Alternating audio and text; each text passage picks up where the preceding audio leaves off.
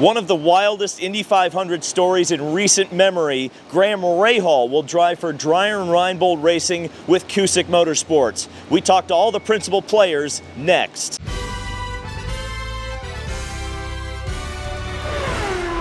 So what a whirlwind of emotions for the number 24 Cusick Motorsports with Dreyer and Reinbold team. A crash yesterday involving, ironically, Rahal Letterman Lanigan's Catherine leg, as well as Stefan Wilson. Injured Steph Wilson. He fractured his 12th thoracic vertebrae. He is out of the Indianapolis 500. His replacement driver is the driver who was bumped from the starting field a mere 2 days ago, Graham Rahal. In shocking circumstances, Graham will drive a Honda, or a Honda driver will drive a Chevy. I still can't even keep it straight. Graham Rahal is bullish on this opportunity. We had an opportunity to talk to him about all of the emotions, mixed as they are, going into this week's Indianapolis 500. So Graham, I guess let's start with the whirlwind of emotions that has been this week for you. Just describe the highs and lows of it. Yeah, it's definitely exactly that. You know, you've been through every range of emotion, nerves, anxiety, everything you can think of. I've experienced it. You know, but certainly this was a great opportunity to jump back in and be in a seat that I do think, you know, has a great chance this weekend, and so I'm excited by that. I feel for Steph, as I've made clear all along. This is a tough scenario, you know, for him to be going through, but we'll try to go out there and make him as proud as we can. So you obviously have a personal connection not only to the Wilson family, which I'd like you to touch on, but also this team. You've played the fill-in role before at Dreyer and Reinbold Racing. So talk first about the Wilsons and then talk about Dreyer and Reinbold and why this was the perfect opportunity for you. Well, yeah, you know, as I said during the press conference, you know, Justin had a huge impact on my life, being a teammate to me early, you know, in my career.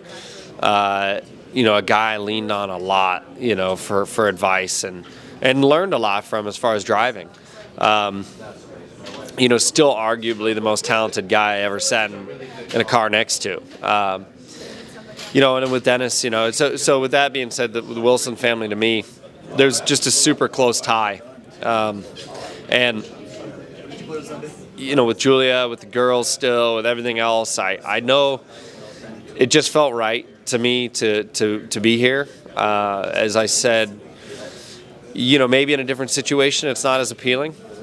This one felt unique to me, and so I'm honored to be here. And then with Dennis and Dreyer and Reinbold, yeah, I drove for them 2010 at Iowa, filling in for Mike Conway in the dad's root beer car.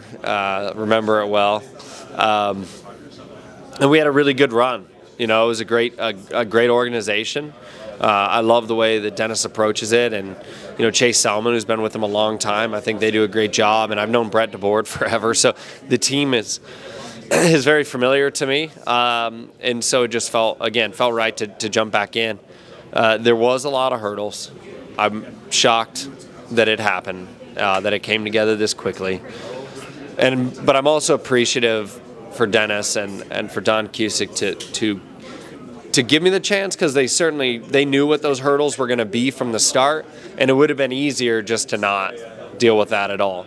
And so I'm appreciative that they gave me the chance. You mentioned in the press conference that you had texted Stefan that you thought this was a car that could win the race. Elaborate a little bit on that and why you think that. Well, I know they were fast all week, you know, and they're very good in race trim. So, you know, I felt strongly that it was a good opportunity too. So I was excited by that. You know, I think we can put on a good show. And one of the principal people who's brought all of this together, in fact, if you've been following on this channel, you've known essentially from the genesis of this particular partnership, Don Cusick, who has been the guy behind this particular entry, behind Stefan Wilson, getting into the Indianapolis 500, and then the decision to put Graham Rahal in the seat. Here's Don talking about this situation. Don Cusick, a whirlwind of emotions for you, I'm sure. Steph's a personal friend of yours. I guess let's talk about Stefan first and your reaction to the accident yesterday. Yeah, probably one of the scariest moments I've ever had. You know, not really knowing what happened. His radio didn't work. We couldn't really tell what was going on. Took a long time to get him out of the car. So, yeah, seeing him standing and talking and being angry in the field hospital was a good sign. But, yeah, like I said, I talked to him this morning, and you know, emotionally, pretty tough one. Physically, we'll see. But he'll be back to race. And, of course, his last comment to me was, now I'm an inch shorter, so I'll fit in the car better. Typical Steph. That's for sure. And then I guess going into this evening or last evening, Graham Rahal, the signing. I mean, you are the person who made this entry happen. I'm sure you had a major say in this. Talk about Graham Rahal and why you chose him. Sure. I mean, you know, I think first I have to say that the guys at Dreyer and Reinbold have just been amazing, absolutely amazing. It is a true team. It's felt like a true team for the whole month. Yeah, Graham was our first choice. Like I said on the stand there, I think we're replacing one class act with another for this race, and you know, we're glad to have him. You know you've got a fast car. Even the backup's probably going to be pretty quick. You've got a good chance, even starting from 33rd. Guys have gotten to second before.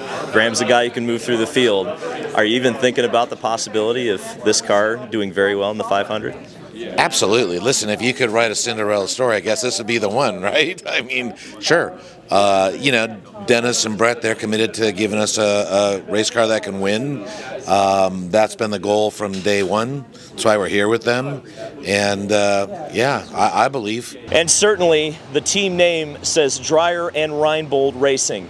The Reinbold is for Dennis Reinbold, who's been entering cars here at the Speedway since 1999.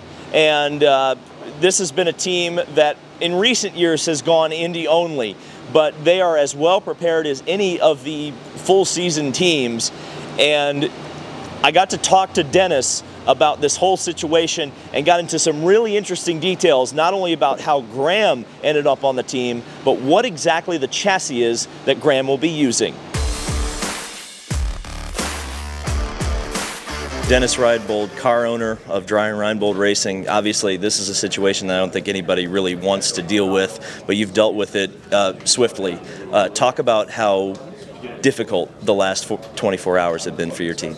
It's been really tough. I mean, we had the program set up with Stefan, and everything was going really, really well. And to have a hiccup like we did yesterday, I just feel terrible for him. At the same time, I mean, you feel guilty that you have to keep going forward because of his situation, but we had to keep going, and so that's what we did. And from my perspective, okay, we have no choice. They're not going to change the time of the race for us. So you work backwards and say, we've got to get this done ASAP, as quick as we possibly can, because it's a competitive situation. If you drag your feet, you're going to lose time, and you don't have any time when this sort of thing happens. You've called Graham Rahal before. It was back in 2010. Talk first about Graham Rahal and why he was the kind of perfect replacement driver given the situation. Well, we know Graham. Graham was qualified and passed everything this year. He's current in the car.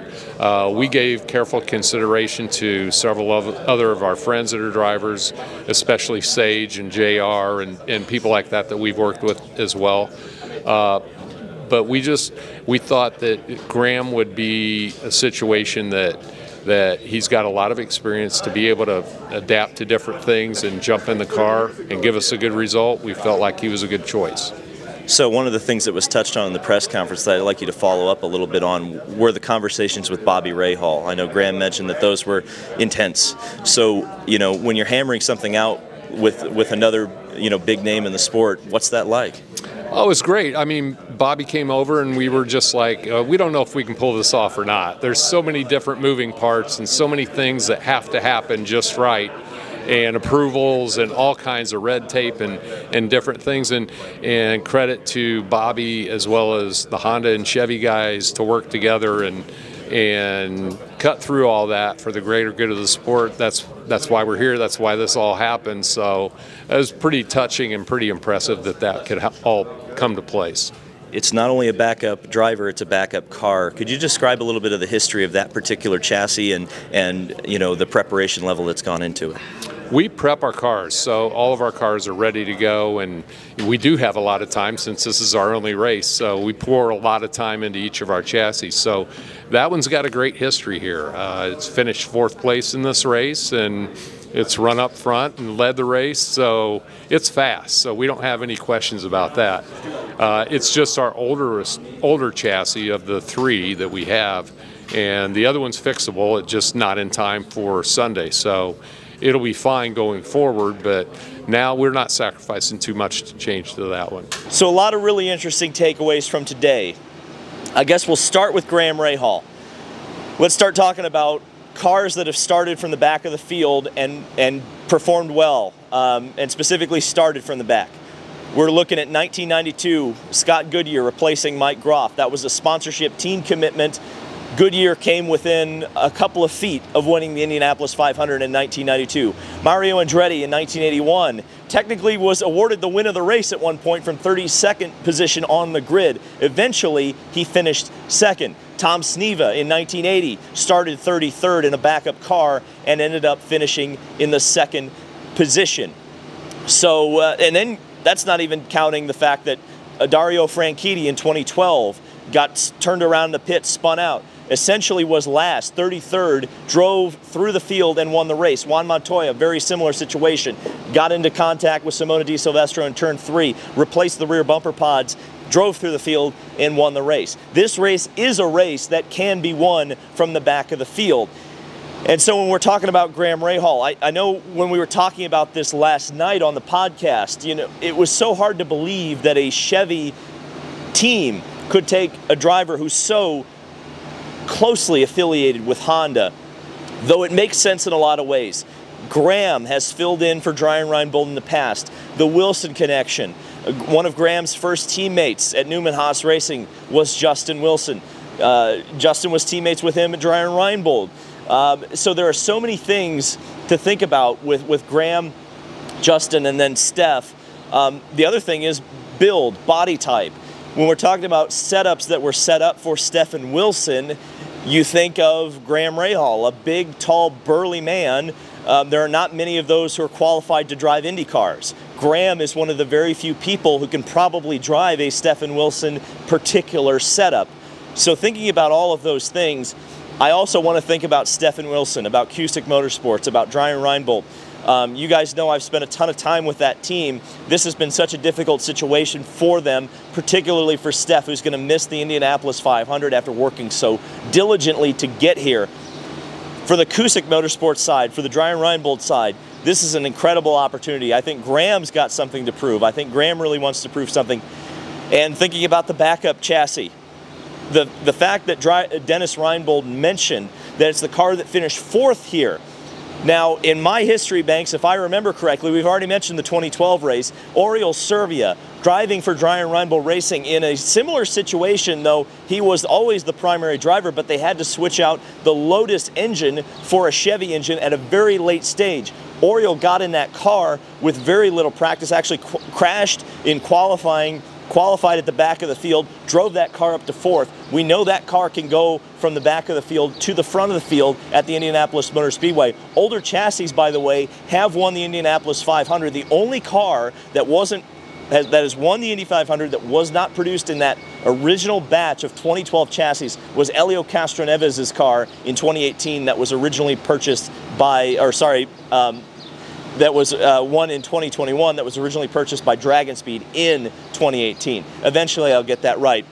So this is one of the craziest situations I've ever seen at the Indianapolis Motor Speedway. This is going to go down in the record books regardless of the finish as one of the craziest things. The fact that a driver, the only driver in the field, could get bumped has an opportunity to get in a car that was involved in a crash with his teammate who did make the race and drive for a team that is affiliated with a completely different manufacturer, drive for a team that he's driven for in the past, and replace a driver or step in and fill the shoes for a driver whose family means so much to him.